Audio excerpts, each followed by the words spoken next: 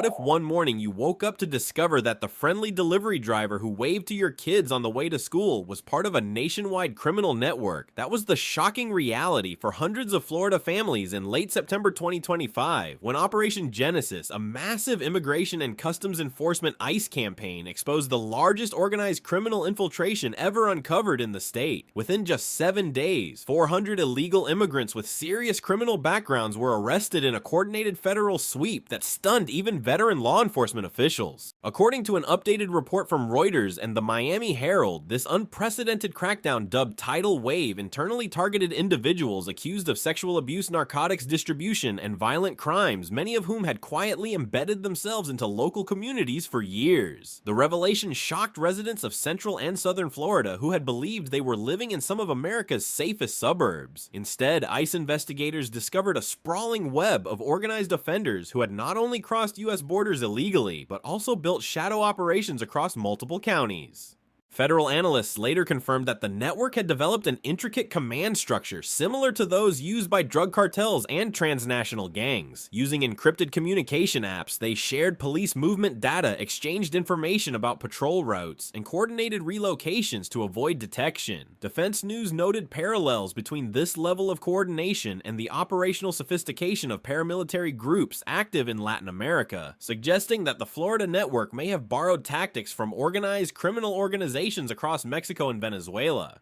This revelation raises an urgent question. How could such an organized system thrive unnoticed in one of America's most heavily monitored states? Sources inside ICE Miami told BBC News that the problem wasn't lack of enforcement, it was fragmentation. County jurisdictions rarely shared intelligence, meaning that what looked like small unrelated crimes in isolated towns actually formed parts of a far larger structure when viewed collectively. This discovery was only possible because of the 287G program, a federal partnership that allows local law enforcement to act with ICE authority. When combined, these data points exposed a chilling truth: Florida's communities had been quietly colonized by a criminal network operating right under the noses of local residents. The turning point came in early September 2025, when ICE analysts, aided by Florida's Department of Law Enforcement and the National Guard, identified unusual migration and communication patterns across 3 counties, Osceola, Hillsborough, and Polk. Surveillance teams began observing repeat movements between residential zones and small businesses suspected of laundering criminal profits. One of these businesses turned out to be a front for a human trafficking and drug smuggling ring linked to fentanyl networks previously traced to Texas and Arizona. A senior Homeland Security official told Al Jazeera English that what made this network so dangerous wasn't just its size, it was its infiltration strategy. Many suspects worked in legitimate professions, from school maintenance to delivery services and community aid roles, granting them both mobility and trust within neighborhoods. Experts estimate that nearly 60% of those detained had some form of employment in proximity to children or vulnerable populations, a statistic that horrified parents across Florida. The operation's initiation date, September 22nd to 2025, wasn't chosen by chance. Intelligence reports suggested that several of the network's top coordinators planned to relocate that week to avoid a possible federal audit. Acting under President Donald Trump's directive to restore law and order in every U.S. estate, ICE deployed over 700 agents in a synchronized multi-county operation. The order was clear: disrupt, detain, and dismantle before the network could scatter. When the first wave of arrests hit, the operation resembled a military campaign. Teams moved in tactical formation, supported by aerial surveillance drones and encrypted radio channels to prevent leaks. Within 48 hours, more than 150 suspects had been captured. By the end of the week, the number rose to 400 without a single agent fatality. This precision wasn't luck. Analysts credit advancements in digital mapping and AI-driven surveillance tools that integrated license plate data, social media analytics, and encrypted communication intercepts. These tools, used in collaboration with the FBI's Digital Forensics Division, allowed authorities to anticipate criminal movements in real time, essentially outsmarting the network with its own tactics. Experts say this could mark a new model of borderless enforcement within the United States, one that treats criminal networks not as local problems, but as national security threats operating within civilian communities. As the Department of Homeland Security confirmed, this approach will likely shape future ICE operations nationwide. But the question remains, if a network this sophisticated could root itself in Florida, how many similar systems might already be hiding across America? The real shock of Operation Genesis wasn't the number of arrests, it was the discovery of how deeply the network had embedded itself in the social fabric of Florida communities. Behind the facade of everyday life maintenance workers fixing air conditioners, delivery drivers dropping off groceries, and volunteers helping at local churches stood a network of organized offenders who had carefully mapped their surroundings and exploited blind spots in local law enforcement. According to intelligence reviewed by The Guardian and DW News, the individuals arrested weren't simply bad actors. They were operatives working under a structured hierarchy with specific assignments and long-term objectives. Some specialized in community infiltration, taking jobs that granted them physical access to homes, schools, and care centers. Others were tasked with logistics, moving illicit goods through clean businesses that masked drug and human trafficking. The level of coordination was startlingly systematic, suggesting months if not years of calculated planning. ICE analysts later revealed that many of these offenders communicated through encrypted mobile apps and online gaming platforms to avoid traditional surveillance. This digital camouflage allowed them to exchange real-time intelligence about patrol schedules, police checkpoints, and community watch activity. In one case, a group of offenders operating out of Orange County used drone surveillance to monitor law enforcement patrol routes, a tactic more often associated with militant groups overseas than with domestic criminals. Military intelligence experts cited by Defense News compared the network's structure to hybrid warfare tactics used in Eastern Europe, where non-state actors operate within civilian populations to disguise their movements. These individuals were not improvising, one analyst said. They were executing a playbook. What shocked authorities most was the precision of the infiltration strategy. For example, in one suburban neighborhood outside Orlando, 3 individuals were arrested within a half-mile radius of an elementary school. All 3 held jobs that brought them into frequent contact with families, one as a landscaping contractor, another as a maintenance worker, and a third as a delivery driver. ICE's later forensic review found these individuals had shared detailed notes on school schedules, local police routines, and community events, intelligence later described as criminal reconnaissance. These revelations reignited public concern about how illegal immigration intersects with national security. Under President Trump's administration, federal directives have pushed agencies to classify large-scale infiltration networks as internal security threats, not merely immigration violations. According to the Department of Homeland Security, at least 28% of the individuals apprehended in Florida had prior deportation orders, meaning they had re-entered the U.S. illegally after being previously expelled. This statistic alone has fueled calls in Congress to strengthen penalties for repeat offenders and increase funding for cross-jurisdictional monitoring. The operation's findings also exposed critical systemic weaknesses. Local jurisdictions often lacked access to federal databases, making it difficult to connect seemingly isolated incidents. For example, a suspect flagged in Polk County for domestic assault had also been linked to drug trafficking in Hillsborough County, but the connection wasn't made until ICE compiled statewide data. This data gap, experts warn, could exist in nearly every U.S. state. Furthermore, analysis from Reuters indicates that the Florida network used legitimate businesses as operational fronts, a strategy that allowed money laundering and logistical coordination without drawing attention. Restaurants, home repair services, and transportation firms were particularly vulnerable. Investigators discovered that several suspects had opened limited liability companies to disguise the flow of illicit profits, often routing money through crypto transactions to Mexico and Honduras. Such sophistication suggests that the network wasn't acting independently. Federal sources now believe it had ties to transnational criminal syndicates connected to fentanyl trafficking routes from northern Mexico. The U.S. Drug Enforcement Administration confirmed a parallel investigation into possible connections between the Florida suspects and Sinaloa cartel distribution cells operating along Interstate 10, a corridor long identified as a key smuggling route.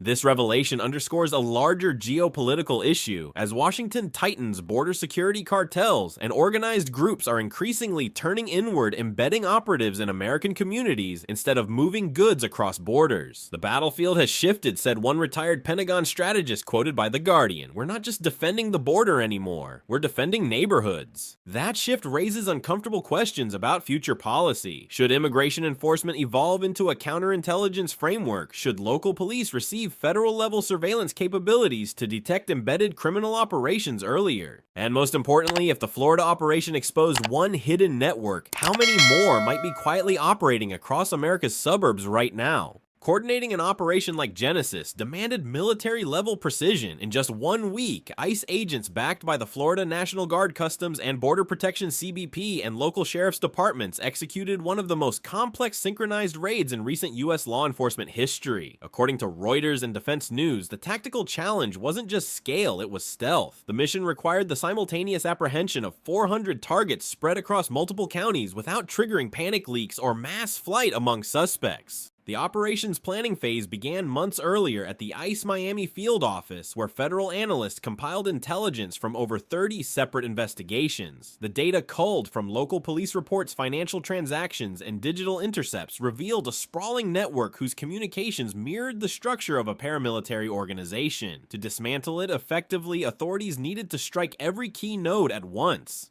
Under President Donald Trump's renewed law and order directive, the Department of Homeland Security (DHS) reactivated dormant interagency protocols initially developed for counterterrorism operations. The 287G partnership became the backbone of coordination, enabling local officers to act under ICE authority, share real-time intelligence, and conduct detentions without bureaucratic delays. Each county formed its own tactical team, but the command chain remained centralized through a DHS fusion center operating from Tallahassee. The first major wave launched at dawn on September 22, 2025. Federal agents disguised their mobilization by staggering vehicle deployments and using unmarked transport vans that blended into commuter traffic. Simultaneously, aerial drones provided live video feeds of key target zones, while ICE cyber teams monitored encrypted chat rooms to detect potential warnings within the network. By the time word spread that arrests had begun, the operation was already 3/4 complete. According to field reports reviewed by BBC News agents moved in tight formations using stack entry tactics similar to those employed by Special Weapons and Tactics SWAT units. In one dramatic instance near Lakeland, officers breached a compound suspected of housing multiple high-value targets. Inside, they discovered communication devices, narcotics, and maps highlighting local schools, churches, and elderly care facilities, evidence confirming the network's deliberate targeting of vulnerable populations. The level of organization shocked even veteran investigators. This wasn't just crime, it was occupation, said a federal task force analyst quoted by The Guardian. They had contingency plans, resource sharing systems, and escape protocols. That level of discipline suggests training, not improvisation. Logistical challenges quickly followed the initial arrests. Processing 400 detainees required establishing temporary command and holding centers throughout the state. To prevent coordination between captives, ICE separated suspects based on criminal category and risk level: violent offenders, traffickers, sexual predators, and repeat immigration violators. Each classification was transported to designated facilities under continuous surveillance. Technology played a decisive role. The Department of Justice deployed its AI-integrated CommandNet system, which synthesized live updates from drone surveillance, radio intercepts, and GPS trackers. This digital grid allowed field commanders to identify gaps, adjust routes, and preempt escape attempts in real time. Defense News later called it a blueprint for next-generation multi-agency enforcement. Despite the magnitude, there were 0 law enforcement casualties and no civilians were harmed, and outcome analysts attribute to the fusion of predictive intelligence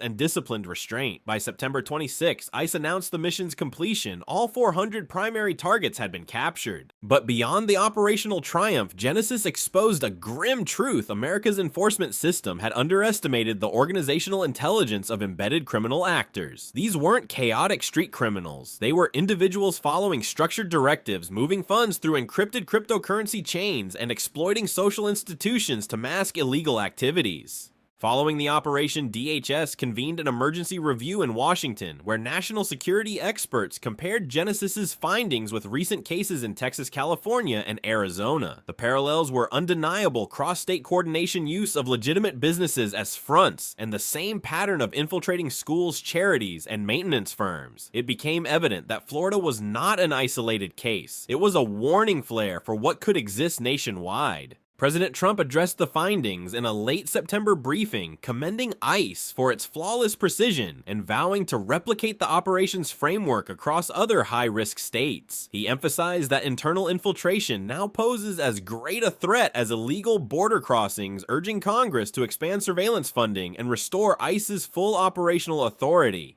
As analysts assess the data gathered, one question looms large: has Operation Genesis unveiled the prototype of America's hidden domestic threat, a new form of criminal colonization within its own borders? When the first headlines broke 400 criminals captured in Florida ICE sweep, the public reaction was instantaneous. Shock gave way to fear and then to relief. Families who had unknowingly lived beside offenders for years realized that the threat had been hiding in plain sight. The arrests under Operation Genesis didn't just remove dangerous individuals, they exposed the scale of infiltration that communities across America had ignored for too long. In the days following the operation, residents of Orlando, Tampa, and Kissimmee reported an unprecedented surge in neighborhood cooperation with law enforcement. According to Reuters, local hotlines received triple the number of community tips about suspicious activity compared to the previous quarter. Citizens were no longer complacent, they were alert. Florida's governor and federal officials praised the operation as a textbook example of interagency coordination. Yet beneath the relief, analysts saw a deeper shift, the collapse of the illusion that suburban America was immune to organized infiltration. As one BBC News commentary noted, the myth of safety through distance has vanished. For many residents, the most disturbing revelations came from the specific locations of arrests. ICE confirmed that at least 60 individuals were detained within 1 mile of public schools, and more than 100 operated out of small businesses embedded within residential areas. The Guardian later reported that a daycare in Polk County had unknowingly employed a maintenance contractor with prior charges for child exploitation, one of several examples of how deeply the network had penetrated trusted spaces. Local officials admitted that fragmented databases had allowed such individuals to evade detection. Sheriff Mark Daniels of Osceola County told the press that without federal cooperation, these predators would still be out there. The 287G program once again proved indispensable, enabling deputies to access federal immigration records instantly and flag high-risk individuals. Meanwhile, the economic and psychological impacts on Florida's communities were profound. Homeowners associations convened emergency meetings to discuss background checks for workers' schools, increased security budgets, and municipalities launched community awareness campaigns to train residents in identifying early warning signs. The social transformation was immediate. Suspicion gave way to vigilance. Experts say this shift may mark the beginning of a new civic era where national security becomes localized. The next frontier of American safety is the neighborhood, said retired Homeland Security advisor Paul Ashcroft in an interview with DW News. We're witnessing the militarization of community awareness not through force but through knowledge. However, the ripple effects extended far beyond Florida. Law enforcement agencies in Texas, Arizona, and Nevada began cross-referencing their active cases with the Florida dataset, looking for parallel infiltration patterns. Preliminary findings were alarming. Dozens of overlapping digital fingerprints linked to individuals already under ICE investigation in other states. What had started as a regional enforcement action now appeared to be the exposure of a national latticework of criminal activity. This revelation reignited the immigration debate in Washington. President Trump praised the operation's success, but urged lawmakers to pass legislation expanding ICE's jurisdiction and penalties for illegal re-entry. Critics, however, raised concerns over civil liberties and due process, arguing that the aggressive tactics risked sweeping up nonviolent migrants. Still, public opinion leaned heavily toward enforcement. A poll by YouGov America conducted in early October 2025 found that 71% of respondents supported replicating Operation Genesis nationwide, while only 19% expressed concern about overreach. For many Americans, the idea of 400 offenders embedded in their neighborhoods represented a clear and present danger. The media narrative quickly evolved. Once skeptical of large-scale ICE operations, major networks began acknowledging the operation's results. Analysts from The Guardian and Al Jazeera English emphasized that the operation had revealed not only criminal behavior, but also gaps in federal-state communication that endangered citizens. As one anchor put it, you can't protect the border if you can't see what's happening inside it. By early October, communities were already witnessing tangible benefits. Neighborhood crime reports dropped by nearly 30% in several counties, according to internal data released by the Florida Department of Law Enforcement. Parents expressed renewed